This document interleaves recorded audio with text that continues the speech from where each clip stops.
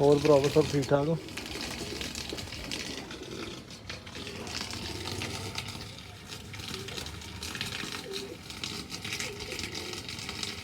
ਆਪਣਾ ਨੇ ਕਾ ਪੱਠਾ ਢਿੱਲਾ ਹੈ ਤੇ ਰੇਸ਼ਾ ਨੂੰ ਪੱਠੇ ਨੂੰ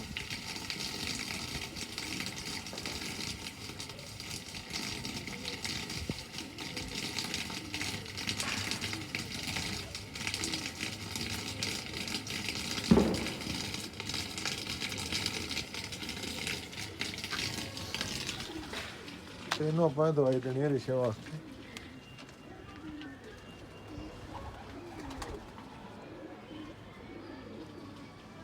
ਐਜੀਥਰਾਲ ਐਕਸਲ 200 ਲਿਕੁਇਡ, ਇਹ 2 ml ਦੇਣੀ ਹੈ 10 ml ਪਾਣੀ ਦੇ ਨਾਲ 3 ਦਿਨ ਲਗਾਤਾਰ, ਤੇ ਨਾਲ ਦੇਣੀ ਅੱਧੀ ਗੋਲੀ ਲਿਵਸਟੀਟੂ ਦੀ, ਤੇ ਨਾਲ ਇਹਦੇ ਪਾਓ ਰੋਟੀ ਦੇ ਭੋਰੇ, ਇਹਦਾ ਰੇਸ਼ਾ ਰੂਸ਼ਾ ਸਭ ਠੀਕ ਹੋ ਜਾਏਗਾ। ਤੇ 114 ਰੁਪਏ ਰੇਟ ਆ। ਕੰਪਨੀ ਚੰਗੀ ਲੈ ਲਈ, ਜਿੱਦਾਂ ਓਲੰਪਿਕ ਕੰਪਨੀ ਦੀ, ਓਲੰਪਿਕ ਫਾਰਮਾਸਿਊਟੀਕਲ। ਜਿਹੜੇ ਤੁਹਾਡੇ ਪੱਠੇ ਕਬੂਤਰਾਂ ਦੇ ਖੜ ਖੜ ਕਰਦੇ ਆ, ਮੂੰਹ ਅੜਦੇ ਆ, ਉਹਨਾਂ ਵਾਸਤੇ ਬਹੁਤ ਵਧੀਆ ਦਵਾਈ ਹੈ।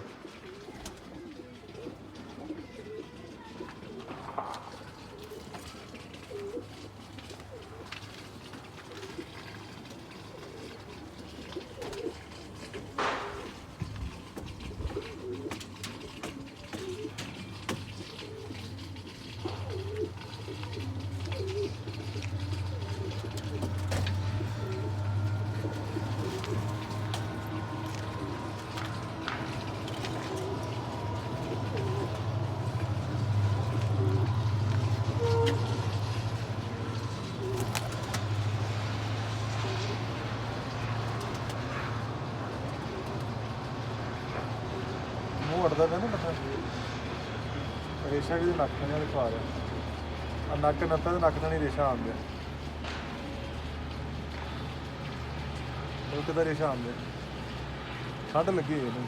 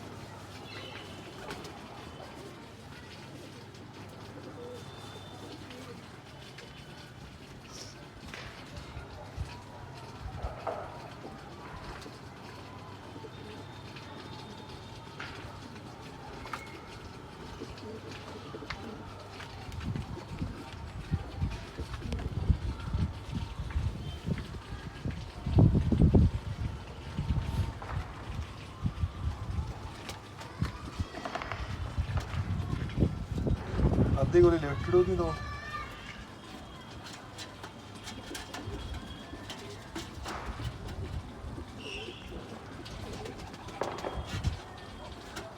ਨਾਲ 2 ml ਜਿਹੜਾ ਸਿਰਫ ਹੈਗਾ।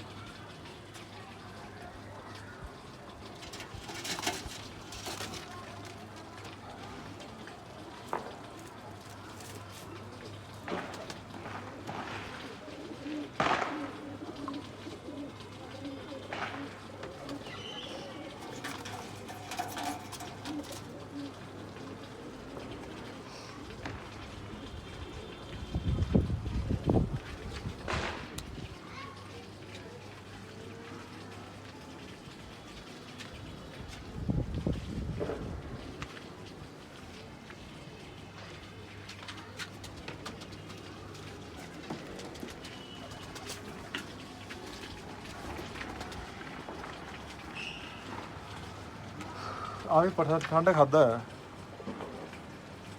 ਇਹਦਾ ਰੇਸ਼ਾ ਤਾਂ ਠੀਕ ਹੈ ਉੱਦਾਂ, ਇਹਨੇ ਸਫਰਾਨ ਦੀ ਗੋਲੀ ਦਿੱਤੀ ਸੀ ਥੋੜਾ ਘੱਟ, ਪਰ ਇਹ ਵੀ ਸੁਸਤ ਬਹਿੰਦੇ।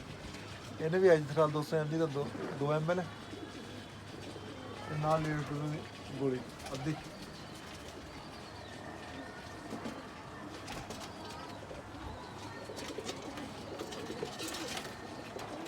ਤੁਹਾਡਾ ਆਪਣਾ ਖੁੱਲਾ ਰਹਿੰਦਾ, ਬੱਚੇ ਕਈ ਵਾਰੀ ਰਾਤ ਬਾਹਰ ਬੈਠੇ ਰਹਿੰਦੇ ਆ।